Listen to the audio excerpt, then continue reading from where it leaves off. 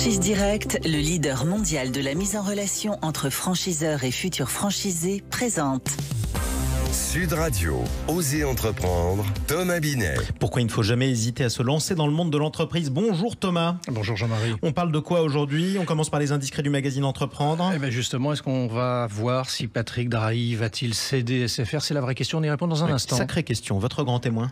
Eh bien on va recevoir Emmanuel de Buick, président d'Advanted Group, qui est un groupe de sociétés intervenant dans les transactions publicitaires dans les médias, et nous allons parler succès, échec, création, développement, internationalisation, bref tout un programme, la vie d'un entrepreneur dans un instant. Ouais, et on termine par les essentiels de l'entrepreneuriat. Eh bien on va parler des étapes qui précèdent la création d'entreprise. Oui, la genèse en quelque sorte. Tout de suite, en partenariat avec le magazine Entreprendre, vous allez nous faire entrer dans les coulisses des entreprises. Vous le disiez, commençons par parler du mania Patrick Drahi, président d'Altis. Oui, parce qu'il est endetté d'abord à plus de 60 milliards d'euros, plus que la dette de la SNCF, empêtré dans un scandale au Portugal avec son partenaire historique local Armando Pereira, lui-même accusé de corruption. Patrick Drahi est dans l'œil du cyclone de ses créanciers. Alors bref, l'empire Altis est actuellement très chahuté. Selon le journal La Tribune, des négociations secrètes auraient eu lieu tant avec Bouygues Télécom qu'avec Free Iliad au sujet de SFR. Alors est-ce que Patrick Drahi serait tenté de céder SFR? Les rumeurs vont bon train depuis l'été, sachant que le désendettement du groupe devient le sujet central quand on parle d'Altis. Patrick Drahi a réaffirmé récemment qu'il n'a pas la volonté de céder son pôle média déjà, tout au moins pour l'instant, affaire à suivre dans les prochains mois. Oui, ça va aller vite. Oui, ça va aller très vite et ce sera spectaculaire. Peut-être. Autre indiscret de la semaine, c'est la saga de la semaine. La maison Montagu, le pull made in Ardèche. Oui, parce que c'est une belle saga aussi. On essaie d'en raconter toutes les semaines. Cette maison familiale dont les dirigeants sont des descendants directs des fondateurs qui datent de 1880. À l'origine, ils utilisaient la force de la rivière pour la fabrication des pulls. La vie de l'entreprise suit son cours et en 1925, un atelier de tricotage voit le jour. La Seconde Guerre mondiale arrive et la soie disparaît. Du coup, Montagu doit s'adapter. Ils vont créer un fil artificiel imitant la soie. Cette invention devient rapidement l'emblème du savoir-faire de la marque. Aujourd'hui, la maison Montagu, c'est 80 millions d'euros de chiffre d'affaires, donc 80% sont réalisés hors du territoire français et 370 boutiques à travers le monde. Le dernier fait d'armes de leur entreprise est le rachat de Beau Nuage, fabricant de parapluies éco-responsables. Et un jour, les Ardéchois domineront le monde. Tout de suite, Thomas, on accueille le témoin de la semaine, votre invité. On accueille avec plaisir Emmanuel de Buick, président d'Advanted, un groupe de sociétés qui intervient dans les transactions publicitaires pour les médias. Bienvenue sur Sud Radio, Emmanuel de Buick. Vous êtes l'invité de Thomas Pinet. Merci. Emmanuel de Buick, nombreux sont les entrepreneurs qui ont des parcours originaux, mais il y a aussi des trajectoires personnelles dans ces vies. Vous faites partie de ces entrepreneurs qui ont tracé leur chemin malgré certaines adversités. Créateur d'entreprise à 23 ans en créant votre première société qui était une agence de publicité généraliste à Lille, 13 ans après, la crise financière de 2008 balaye toutes vos ambitions et votre société avec ses 50 collaborateurs. Règlement judiciaire, dépôt de bilan, il faut repartir de zéro. Et comme un malheur n'arrive jamais seul, vous divorcez. Quel souvenir gardez-vous de cette période?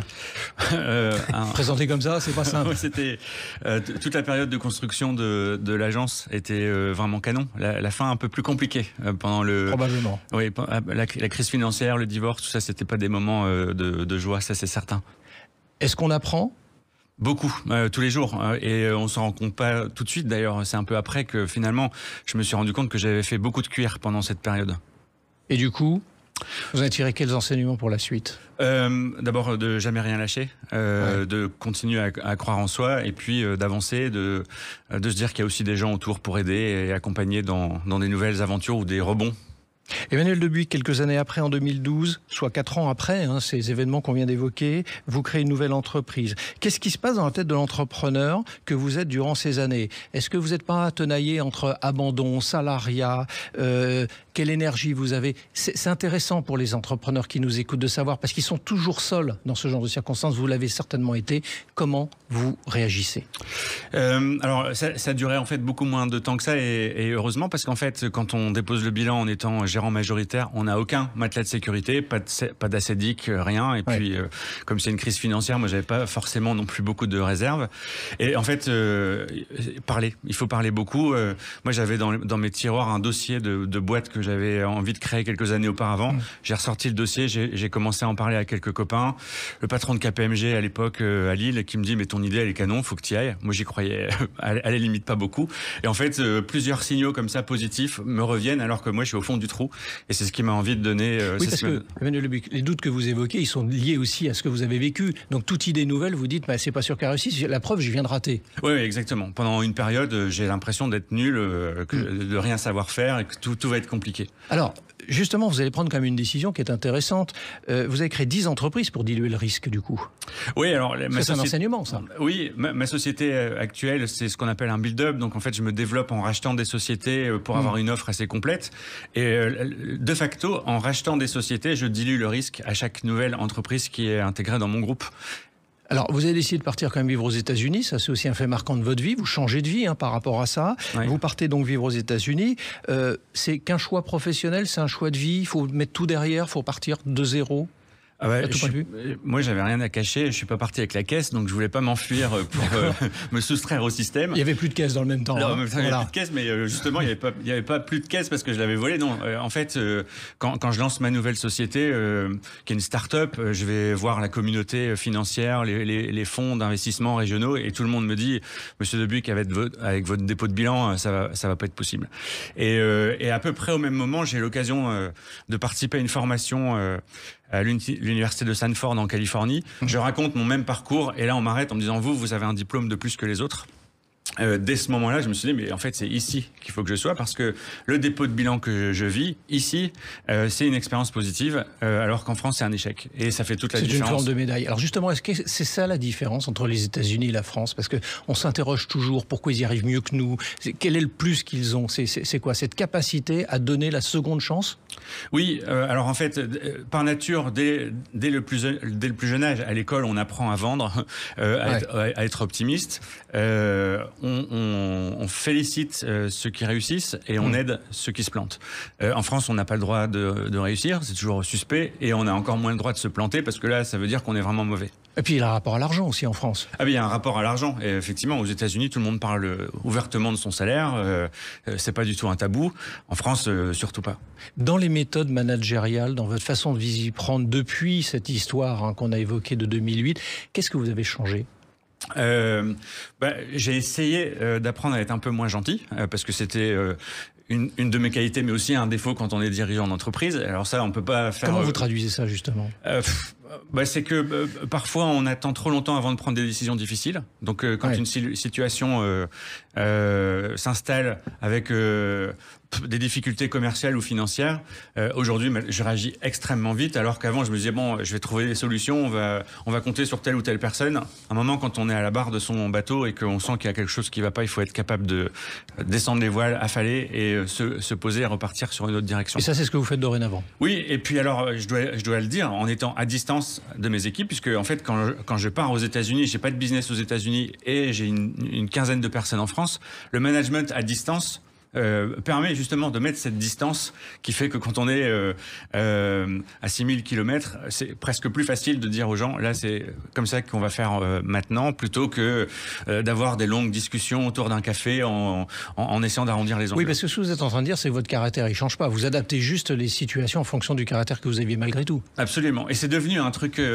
assez dingue, puisque moi je lance quasiment ma boîte aux États-Unis. Et donc, on met en place des systèmes de visioconférence, de management à distance. Et quand le Covid arrive, nous, on est méga prêts, parce que c'est comme ça qu'on fonctionne. Une dernière question récurrente dans Oser entreprendre. Quelle est la principale qualité pour être entrepreneur selon vous?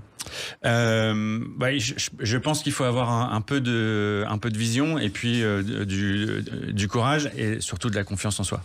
Et croire en sa bonne étoile, en tout cas. Merci d'être passé dans le studio de Sud Radio. Merci à vous, en tout cas. Tout de suite, Thomas, les essentiels.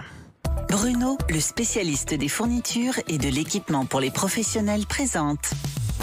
Sud Radio, Oser entreprendre, les essentiels de l'entrepreneuriat. Puisqu'une fois qu'on croit en sa bonne étoile, il faut avoir une bonne idée. Vous allez nous parler des étapes qui succèdent entre l'éclosion de l'idée et la création de l'entreprise, Thomas. Oui, Jean-Marie, parce qu'il faut bien s'assurer quand même que notre idée soit la bonne avant de se lancer tête baissée. Donc, il y a des étapes indispensables à respecter pour comprendre les tendances, la demande, la concurrence, entre autres. Une analyse du marché, j'ai bien dit du marché, éclairée, aide à élaborer une stratégie solide. Alors, on respecte quelles étapes ? La première étape d'abord, analyser le marché afin d'évaluer son idée. Ce n'est pas l'argent qui fait des idées, mais bien le contraire. Estimer son potentiel de marché, donc de clientèle, évaluer la concurrence directe et indirecte et définir ses environnements socio-économiques. La deuxième étape permet d'évaluer les ressources nécessaires.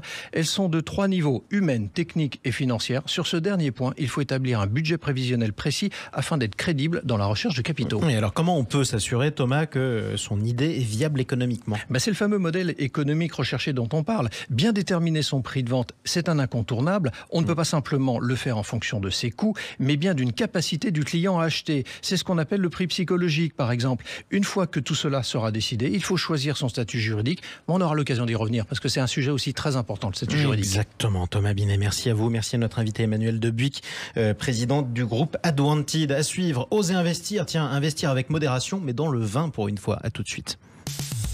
Sud Radio, Osez entreprendre, Thomas Binet. Avec Franchise Direct, le leader mondial de la mise en relation entre franchiseurs et futurs franchisés.